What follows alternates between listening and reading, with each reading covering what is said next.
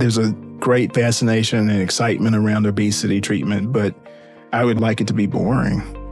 I'd like it to be where we accept that, I can go to my medical provider and that team and get support and treatment, and that treatment will be comprehensive and safe and without judgment. Welcome to the Good Clean Nutrition Podcast. I'm your host, Ginger Hultin, a registered dietitian nutritionist. Today, we're talking with Dr. Jamy Ard. He is a clinical researcher focused on studying strategies to treat obesity in adults.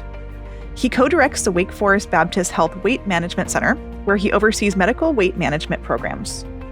In the last episode with Dr. Ard, we talked about the complexities around treating obesity. Today, we're focusing on weight loss medications, the evolving role of nutrition in treatment, where the research has been done, and where it's still needed. But before we dive in, I was at a big nutrition conference a few years ago, and I was going to one of the hottest topics, and it was very controversial. There was a weight loss physician having a debate with a health at every size, weight-inclusive dietitian. And as thousands of us dietitians were pouring into the conference center, and the dietitian that was leading the debate got up and she said to the audience, "I just want to acknowledge first that every person is here because we care so much about our patients and we want to help them." And I thought that it was such an incredible way of framing it, because even though within the dietetics community and the medical community, there's a bit of a debate back and forth. Do we practice weight loss and support weight loss, or do we let go of that and focus on other parameters of health? I've always considered in my practice that it's probably more complex than that, and maybe we need a little bit of both. But one thing I do know at the end of the day is that you're more than just your body size, and it's a topic that we really need to be talking more openly about. For the latest nutrition tips and science, follow the show wherever you get your podcasts. Welcome, Dr. Ard. I'm so excited to talk to you today. Thank you. To open it up, the word Ozempic is everywhere now. It's in the media. A lot of folks are taking it. It's not just Ozempic. There's several drugs in the same class. Can you give us an overview and a better sense of what these drugs are? Yeah, let's start with just talking about, I guess, what a lot of people are hearing. It's a GLP-1 drug or GLP-1 based therapy. And that category currently includes two medications that are approved for the treatment of obesity. And the generic names are semaglutide and tirzepatide. Semaglutide has the two brands associated with it, Ozempic, which everybody knows because of the song, and then Wegovy is the brand that's supposed to be used for obesity treatment. Ozempic is for type 2 diabetes treatment. And tirzepatide similarly has two brands. You have Manjaro, which is for diabetes, and Zepbound, which is for obesity. Okay. There's no difference between Wegovy and Ozempic. It's the same drug. They just come in different pens. Ozempic goes up to 2 milligrams. Wegovy goes up to 2.4 milligrams. Manjaro and Zepbound, same exact drug. Tirzepatide, they actually are even dosed the same. They go up to 15 milligrams. Just brand name differences. That's all. Those are the basics. And there are a lot of other drugs in that category that are in pipeline, like in development. If we would have this conversation 5 years from now, we'll be talking about a few new drugs probably on the market. Same general types of mechanism of action, but probably a few little sort of extra things that are different. There's differences between semaglutide and tirzepatide, but GLP-1 is a thing that is common between the two of them. Thank you for breaking that down. I'm seeing all of them used, sometimes people jumping back and forth between them. I, in my mind, put them all together. Yeah. What I hear most of the time over and over is people saying it quiets the food noise. I'd like to hear from you how it works. Like, what is it doing in the body? GLP-1 based treatments tend to work in a couple of different areas that we know of. Let's start with the periphery or the stomach in that area first. We know it delays the gastric emptying. How long does it take for your stomach to empty the contents after you've eaten something? It slows that down. And It slows it down to varying degrees in different people. Originally, the science seemed to suggest that this was a minor component to why it worked. Because you can imagine if you don't empty the contents of your stomach as quickly, you stay full longer. You have less hunger between meals, less likely to, say, do unplanned snacking. And when you get to the next eating episode, you're just not as hungry as you would have been before. That's one component of how it may work. And as we're using it in practice, we start to see this variability. Some people get a lot of delay in gastric emptying to the point where if you're going for, say, a surgical procedure, they might tell you stop taking this drug 2 weeks beforehand because they want to be sure that when you fast overnight before the procedure, that your stomach's going to be empty. That piece of the contribution to weight reduction it's more significant than what we maybe originally thought, but it's not the major reason that you're seeing this dramatic change in terms of how people respond to the treatment. The other area where it works is in the brain. We have an area in the hypothalamus that is responsible for helping us determine when we're hungry, how much we want to eat, how hungry we feel, and then when we feel full, when we get that signal of, oh, okay, you've had enough. Some of my patients don't have that internal signal. Like their only cue to stop eating is that the food is gone or they got a partner who's giving them the, hey ho, you've had enough, you need to stop now. And one of the things that's really remarkable about these drugs is that a lot of people will notice it's like the volume on that sense of fullness gets turned up. They can now much more easily sense internally that, yeah, I've had enough to eat. And that volume gets turned up to a point where they're feeling that sense of fullness much earlier in the course of a meal. They're, by default, the portion control that you might have to work with your patients on historically, you're using different strategies to help people portion out smaller portions and feel full visually, right? Now, the medication is doing that for them. That's a really important component about what's happening. We also think that this medication is decreasing some of what we call the hedonic drive for food or hedonic response to food. It's the idea that I like a good piece of cake. Don't get me wrong. I will enjoy that. If there's cake in the house, might have a slice and then I'm done and I won't think about cake till the next day. Some of my patients will find that if there's cake in the house, I might have a slice now and then I'm going to come back later in a couple of hours and have another slice. And then it just tastes good to me that I would rather have cake than to have a meal. And that sense of reward that comes from that food, again, is centrally mediated. It's in the brain. And these drugs, apparently, from what we can tell clinically, a lot of people will find that sense of reward goes down. Yeah, it was good, but I can take it or leave it. The idea that I can have a donut out of a dozen and the rest of the dozen is going to feel safe, that's a new thing for a lot of my patients. We think that there's some specific effect of GLP-1 receptors in the brain having some direct effect on that sense of reward eating. And you can see how that might spill over into someone who might have more emotional eating tendencies or someone who might have binge eating tendencies where they will feel like they lose control with eating. That's why, again, this is broadly helpful, is that many people with many different sort of phenotypes, if you will, like different reasons for how their brain deals with food and why they might gain excess weight, because it covers a lot of those areas in some ways. Yeah, it's like it hits on some of the biggest challenges that as clinicians we hear over and over.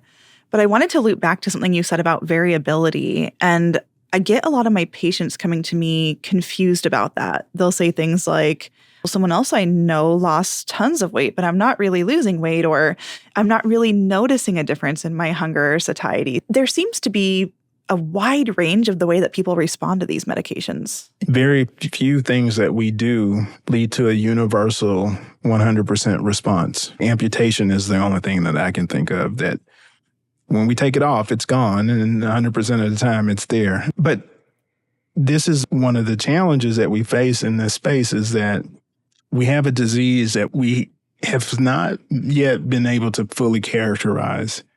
Our characterization of obesity is based on BMI. It's based on height and weight in that proportion.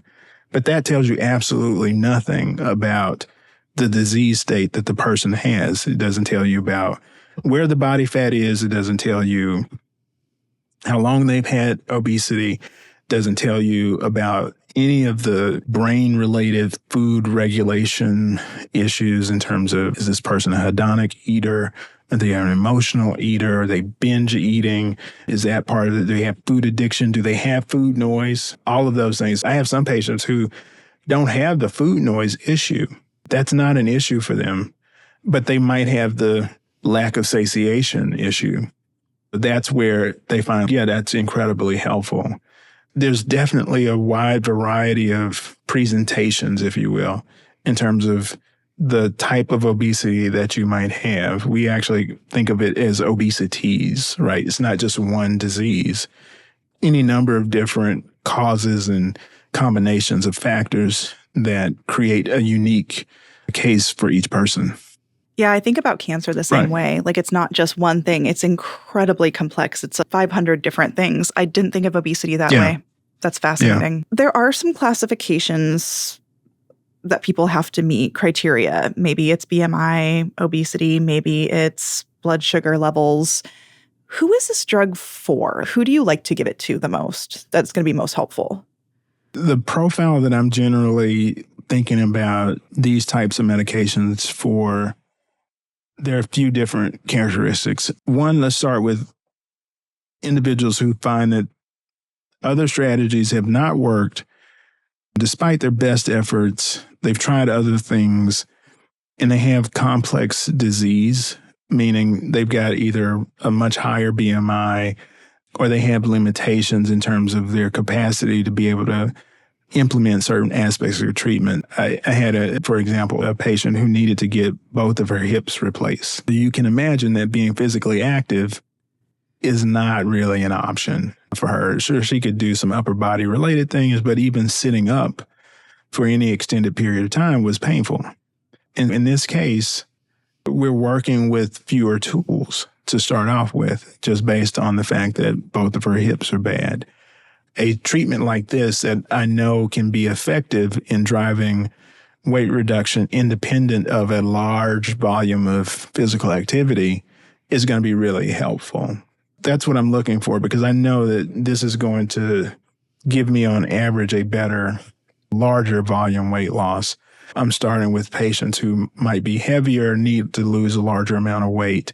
Patients who have diabetes are clearly going to be good candidates for a treatment like this, or significant insulin resistance like PCOS, for example. We're also finding that patients who have fatty liver, metabolic associated liver disease, these individuals are getting a lot of benefit from use of GLP-1 based treatments. And then I think if we get into some of those sort of individual characteristics around how people deal with food or perceive food, people who tend to not get that signal to stop eating, I find that the GLP-1 based therapies can be really helpful.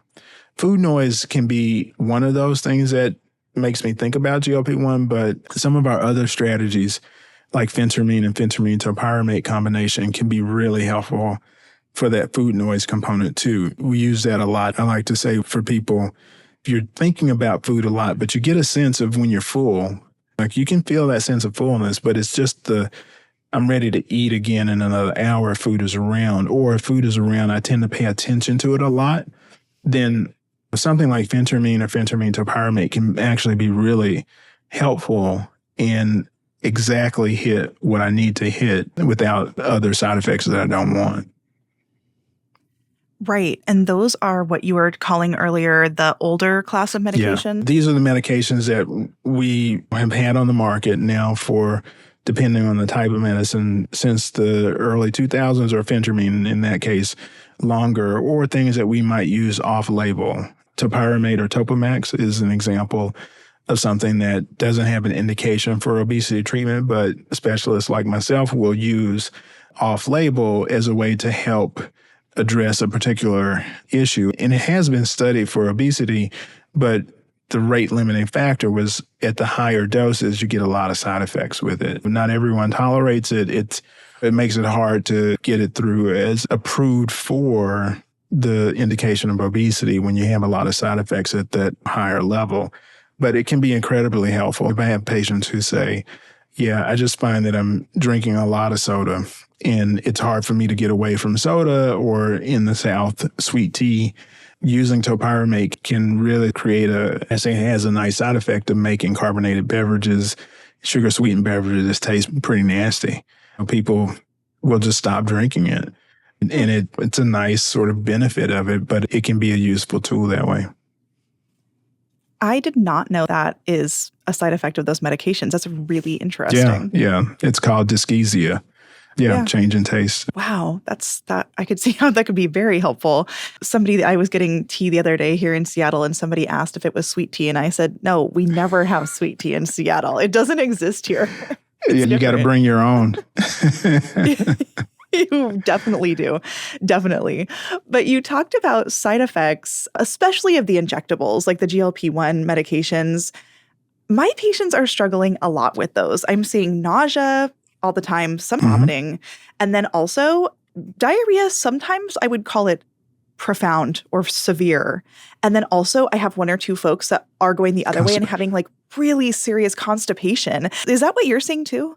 Yeah. In general, I think that the majority of patients can tolerate these medications if they are getting the right type of guidance and support. It is important to realize that the experience has been through the clinical trials that 80-85% of people in the clinical trials experience some side effect, and often nausea is the number one thing, but it will be some GI-related type of side effect most commonly, and you name them all: nausea, reflux, burping, those types of things, vomiting, diarrhea, and constipation. Hydration is another important component. These drugs can make people feel less thirsty. Fatigue is another side effect that I tend to see more often than what's reported in the clinical trials. But the nice thing about these treatments is that with the right support and advice, slow titration, and time, most people will generally do just fine. But I always remind people, if you're having significant side effects, don't try to tough it out. Like this is not something you want to show up to your doctor's office and say, yeah, for the past year, I've been in the toilet 5 times a day. That's not what you want to do. There's a better way to manage that. And you need to definitely talk to your medical team to say, this is what I'm experiencing. I will say, as a dietitian, I've been having a lot of joy working with the complexity that these medications bring, because one thing dietitians are real good at is managing these nutrition impact side effects. Yeah, it's really nice to be able to see a tool that frees up people to actually be able to focus in on the healthy eating without all of the cognitive angst. Right. And what I see is that in our practices, people are starting to feel like, whoa, this is what normal feels like. And when I get to a meal, I can be satisfied with the smaller portion, the healthier choice, and feel like I'm not missing out on something. Whereas before, that mental gymnastics of having to sit there and say, that looks good, I wish I could have some, but I know I can't because I'm on my diet. And that is hard for a lot of our patients, is to have to do that mental gymnastics all day, every day. Yeah, I find that really sets people up for failure.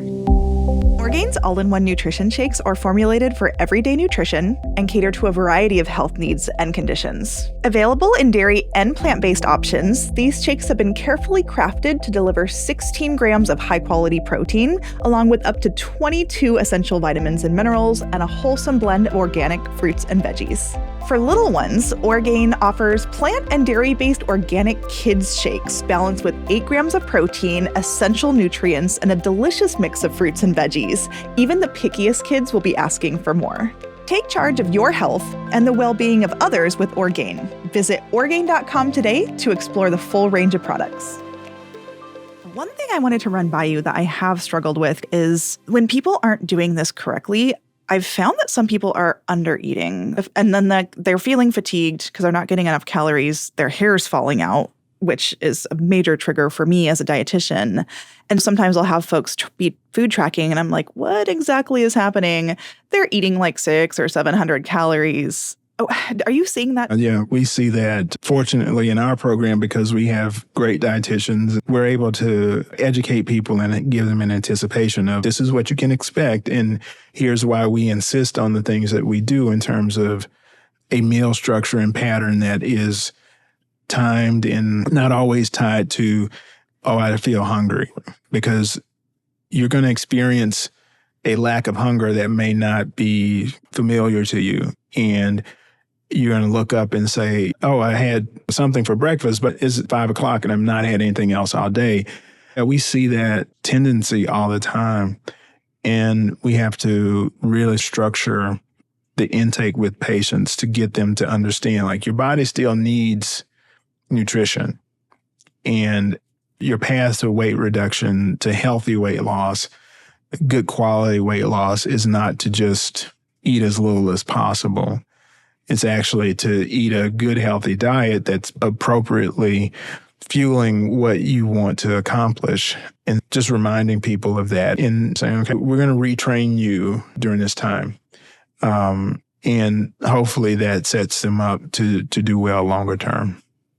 I've even said the words to people, you can't just not eat. That is not the point. People are programmed to like, less is better, eat less. That's how I get where I want to go. I do a lot of education around that. And I have people set timers because you're right.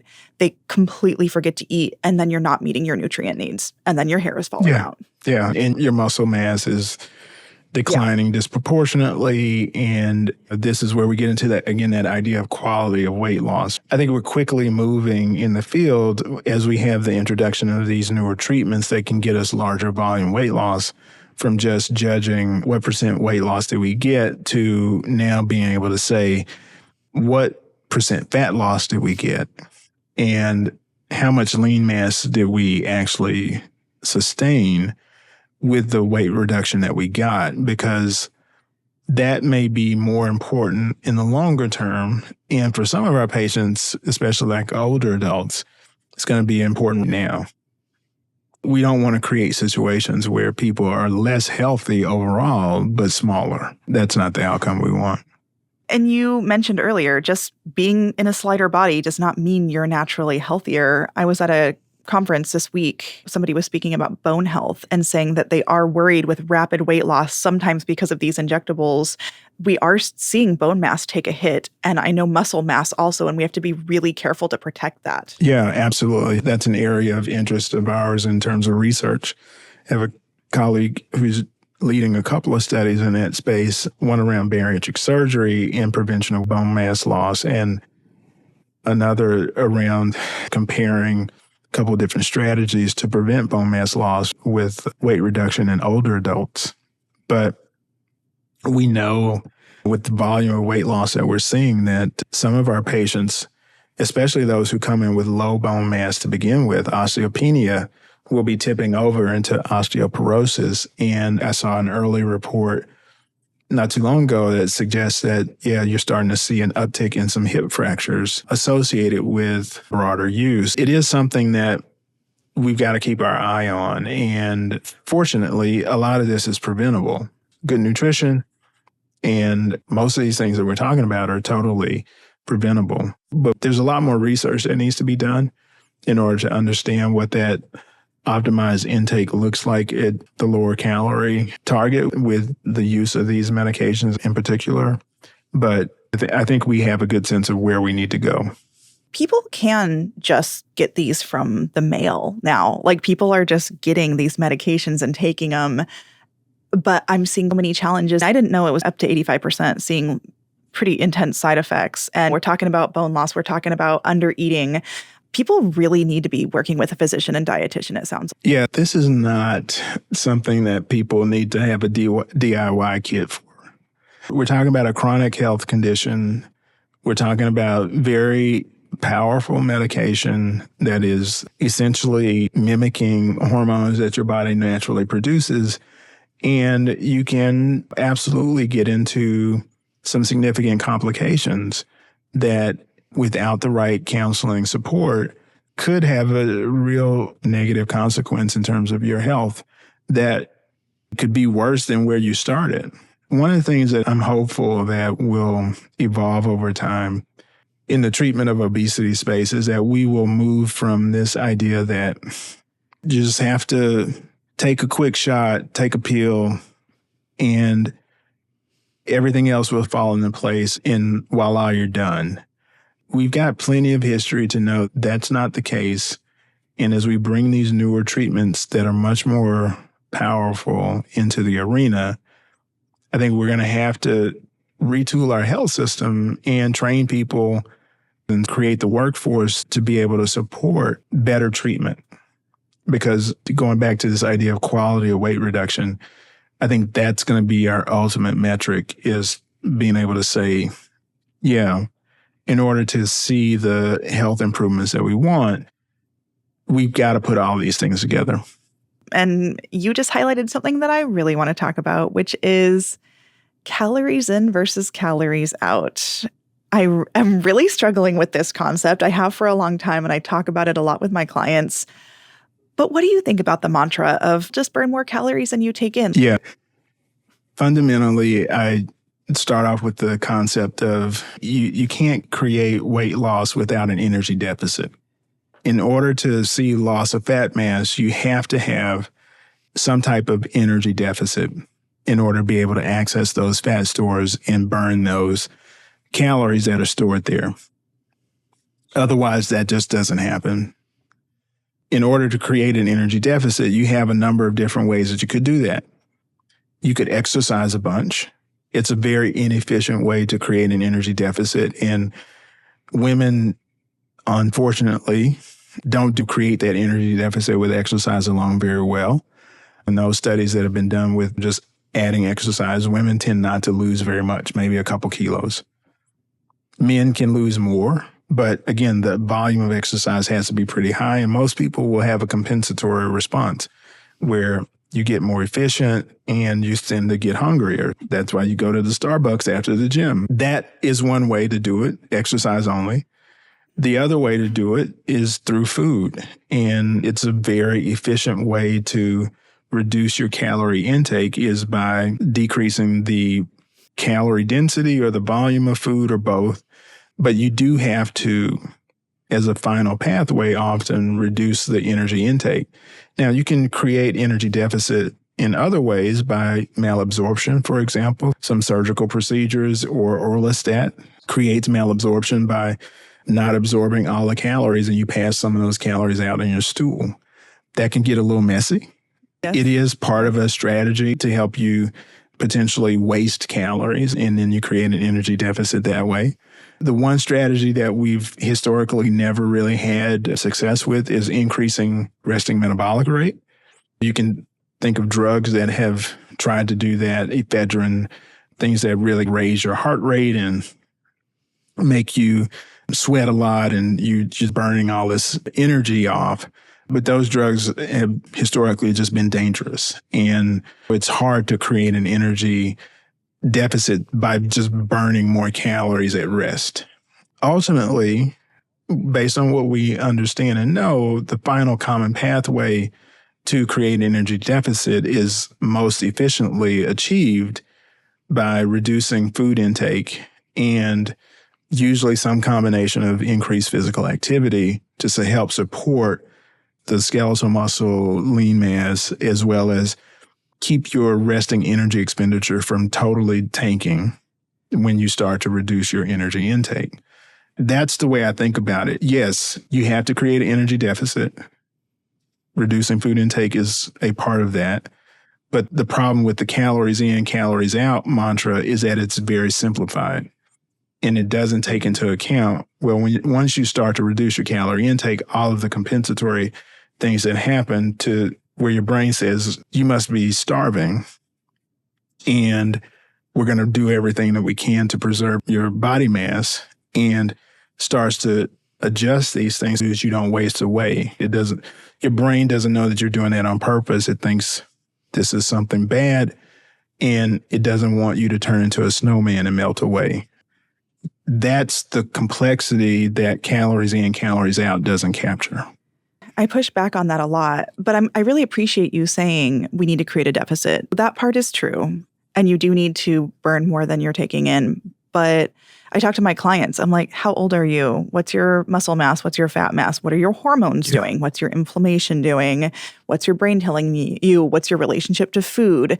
There's much more along the path to creating a calorie deficit. I don't love calories in versus calories out because, like you said, it's way too oversimplified. And I do think it works against people. Yeah. And to your point, we don't have a great way of accurately defining the calorie out. You can put on your Fitbit and go around all day, and it's going to give you an estimate of what your energy expenditure was for the day. But the consistency or the accuracy of that, based on all those things that you just listed off, could be wildly off. I've got patients who are on medications that are going to have a negative impact on their energy expenditure and insulin sensitivity. Right. And so it creates this sort of positive energy balance, regardless of if they were consuming than the same number of calories that they were before they were on that medication. Now they've shifted into a positive energy balance simply because of the dynamics of that medication and having an impact on their brain's homeostatic control of energy intake and how your brain is handling energy. You were eating 2,000 calories a day before losing weight. Now you're eating 2,000 calories and you're gaining weight. Menopause is another example of that. I'm sure women say, I've gained 10 pounds in the past few months, and nothing's changed, but I'm perimenopausal. And again, not a calories in, calories out simple equation. That equation has been altered as a result of a change in metabolic state. That's why, you still can't get weight loss until you either change that metabolic state. I've had patients where we've actually used hormone replacement therapy, and then now they're losing weight again. Whereas before, they were following all of the right things that we recommended, but because of the menopausal state, they weren't losing weight. They weren't responding. Thank you for bringing that up. We've been talking a lot about perimenopause and menopause, and it just creates even more complexity to an already complex situation. Yes, it does. I really need to know, because all of my patients are asking, and I don't really know, what happens when we go off of these medications? What is that plan? Nobody in my world is talking about this. They just go on them. Yeah. What do you know about that? It goes back to the part of the question you asked earlier in terms of what are those considerations when we're thinking about starting the medication. Again, reiterating, we think long-term chronic disease likelihood that you're going to be on it. But as you were talking about, let's talk about realistic expectations and what's happening in the real world. Yeah, people lose coverage for the treatment. People decide, hey, I just don't feel like giving myself a shot every week anymore. Or I'd like to try without it just because I have the sense that I want to try. In that case, I like to do a taper down. And there are no rules here. What I'm telling you is what I've made up. Okay. Love it. But what I found is when people have to abruptly discontinue, especially those who had the food noise in the first place, they find that the rebound food noise is extraordinary. From the very beginning, they're noticing like it's worse than before. My hunger is hard to control. I'm binge eating again. It just comes back really abruptly. And if we can anticipate or we're going to try to come off, then I'd rather have a controlled descent on that dose to give our body time to adjust. Because what we're doing is we're giving people super physiologic doses of this hormone, and your brain, your body gets accustomed to that. In my mind, it makes sense to back down on it slowly, the same way we went up slowly. We don't always have that luxury of knowing ahead of time that this is going to be the case. But when we do, that's what I like to try. The other thing that we do and try to focus on is, okay, we've been practicing these behaviors. We've been practicing the meal timing and the spacing. You naturally had the portion control. Now you understand what that looks and feels like. You've gotten some internal cues that you start to tie into. The quality of what you're eating hopefully has changed over time. We've been coaching on that as well. And then we're building a physical activity program as that gets easier. As you're losing weight, you're more into it, that type of thing. We're going to lean on those things really closely. We're going to supplement that with some good self-monitoring and make sure that all the other things are working as well. Sleep is really important, the hydration piece, and that we're doing self-care. We're taking time for self. All of those things we're going to really double down on. And then we're going to follow you closely for the first few weeks off of treatment to make sure that we're not seeing a signal that the weight is going up. Because if that signal is starting to appear early, then we want to jump on it. I'd rather lose 2 pounds 10 times than 20 pounds once. We're gonna figure out what do we need to do in order to deal with those small incremental changes and not just say, oh, okay, next week I got it. And that might mean we may not go back on the GLP-1. We could go on an alternative treatment that may be good enough to help us maintain. Could be an oral medication, could be something that we use only as needed. I've got a number of patients who take phentermine if their weight is 5 pounds above their target. They know, okay, I'm going to take this until I get back into my zone. Or they know, yeah, when Halloween comes around, there's extra candy around. It's harder to resist because it's in the house. I can't not have it in the house because of X, Y, and Z. And I'm going to take my medication during that time to help me stay more consistent, or during the holiday season or whatever it may be. There are lots of ways that we can work around that idea of not everybody wants to commit to a long-term treatment strategy or can commit to that because of resources or whatever. And then we're going to do our best to try to support the patient in that way. Yeah, taper down seems much more ideal because you taper up. Yeah. That makes sense. And you and I are talking about exactly the same thing. When somebody's on this medication and the volume is turned down and you have the opportunity to partner, hopefully with some great medical providers, use that time to get onto a great path with the right nutrition, better habits that you wanted to do and probably just couldn't before. And then as you taper off, you can stabilize hopefully in those ways with support too, seems to be one of our major themes. Yeah, absolutely. I love it. I did want to ask about any stigma that you see with these medications. Do you see patients struggle with that? Do you struggle with that? Yeah, I do see that some of our patients deal with the stigma. And it's really been interesting in that when people come to the idea that, yeah, okay, I'm ready to engage with the treatment and accept the help that this is going to provide for me, that because of the lack of support or lack of understanding that they might have within their friend or family circles, they then have to keep it to themselves that they're using this treatment. Because a lot of people will report, hey, I get feedback about you're just taking the easy way out, or is that really safe? A lot of questions about it. And I think a lot of people just feel like, why should I have to justify my medical decision-making to everyone? No one is asking me about why you're taking that antihypertensive. I think this is a larger symptom of the societal perspective on treatment of obesity. The statement I hear is you're taking the easy way out.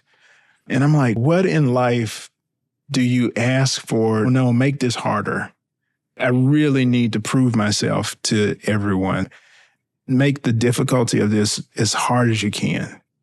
And it baffles me, like we would criticize people or make them feel bad because they're getting assistance for something that has been challenging for them.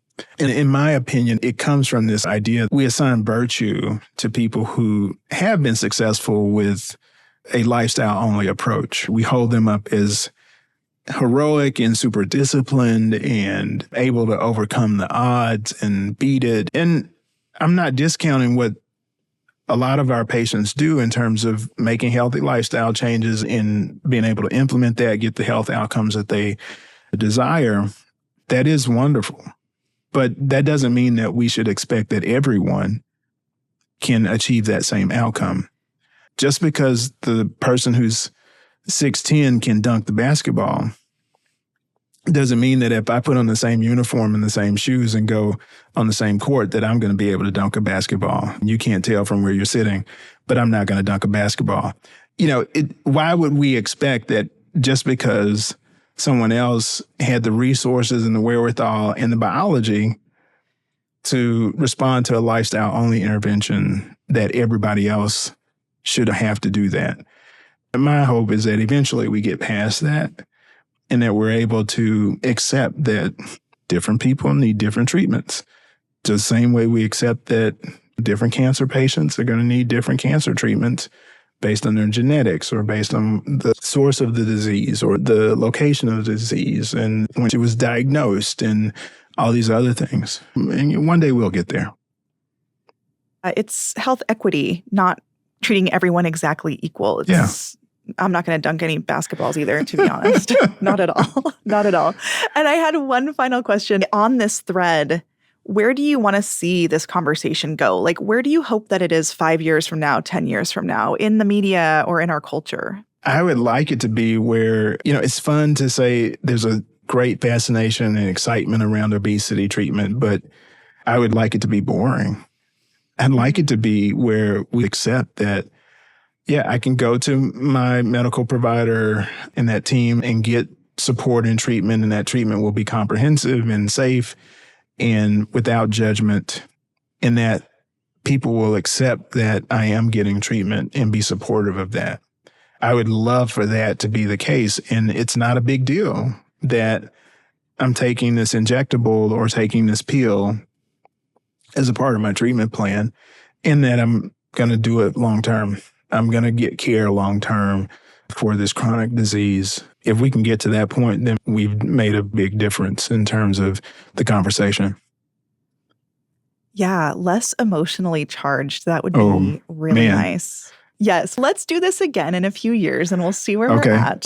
And we'll just pick up there. That sounds great. Our show is sponsored by Orgain and produced in collaboration with Large Media. That's LARJ Media.